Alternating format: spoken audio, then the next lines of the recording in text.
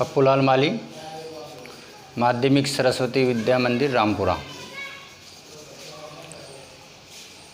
पूर्व में हमने विशेषण की परिभाषा और उसके प्रकार के बारे में जानकारी की थी।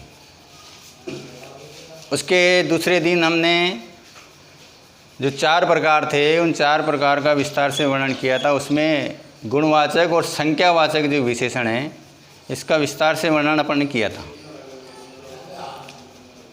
उसके बाद में शेष जो 2 हैं परिमाणवाचक संकेतवाचक, जिसको हम सार्वनामिक कहते हैं, इन दोनों का आज हम विस्तार से यहाँ वर्णन करने वाले हैं, विस्तार से चर्चा करने वाले हैं, विस्तार से इनको समझने वाले हैं।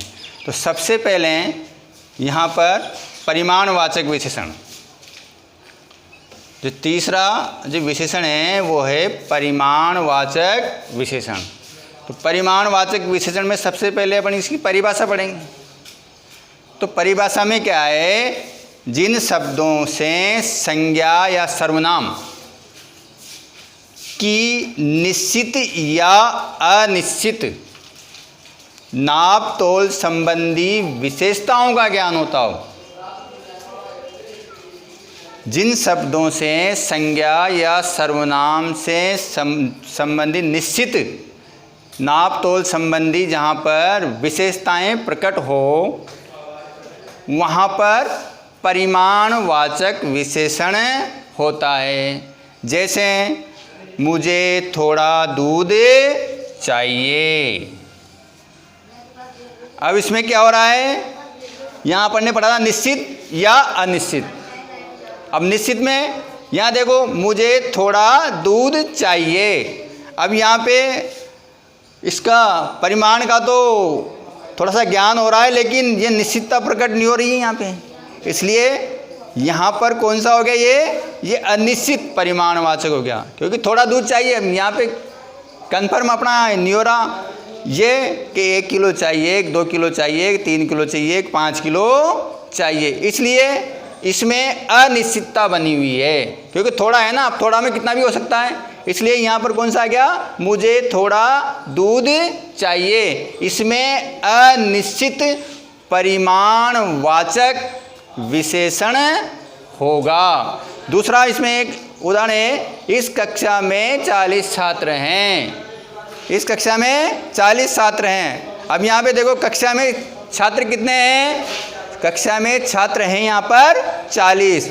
40 का मतलब निश्चितता का भाव प्रकट हो रहा है यहाँ पर। इसलिए यहाँ पर क्या हो गया, निश्चित परिमाणवाचक क्या हो गया, विशेषण हो गया। तो ये परिमाणवाचक विशेषण था, जिसमें निश्चित या अनिश्चित नाप तोल संबंधी विशेषताओं का ज्ञान होता हो, वो परिमाणवाचक विशेषण कहलाता है। इसके बाद में इसमें जो 4 प्रकार के विशेषण होते हैं, वो 4 प्रकार के विशेषण में जो अंतिम जो विशेषण आता है वो आता है संकेतवाचक। कौन सा आता है, संकेतवाचक विशेषण आता है, जिसको हम सार्वनामिक विशेषण भी कहते हैं। सार्वनामिक विशेषण क्यों कहते हैं, क्योंकि ये सर्वनाम शब्दों से बनता है। सार्वनामिक विशेषण क्यों कहा गया है इनको, क्योंकि ये सर्वनाम शब्दों से ही बनता है, इसलिए यह क्या कहलाता है, सार्वनामिक विशेषण भी कहलाता है। लिखते हैं इसकी परिभाषा, संकेतवाचक या सार्वनामिक जो विशेषण है इसकी परिभाषा, जो शब्द संज्ञा सर्वनाम की ओर संकेत करे वो संकेतवाचक कहलाता है। ये विशेषण सर्वनाम शब्दों से ही बनते हैं, इसलिए इन्हें सार्वनामिक विशेषण भी कहते हैं। यहाँ पे संज्ञा सर्वनाम की ओर संकेत किया जा रहा है। इसमें यहाँ पर ये उदाहरण है, यह पुस्तक मेरी है। अब यहाँ पर देखते हैं, यह क्या है, यहाँ पर यह वह, ये सब क्या है, सर्वनाम शब्द हैं। सर्वनाम शब्द होने के कारण ही ये सार्वनामिक भी कहलाया।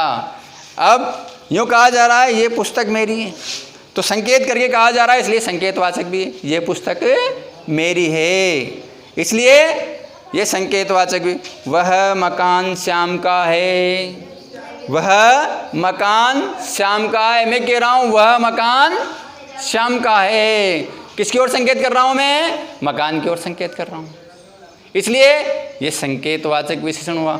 ये जो वह आया है इसमें ये सर्वनाम शब्द है, इसलिए ये सर्वनाम शब्द होने के कारण ही ये क्या है? सार्वनामक भी कहलाया।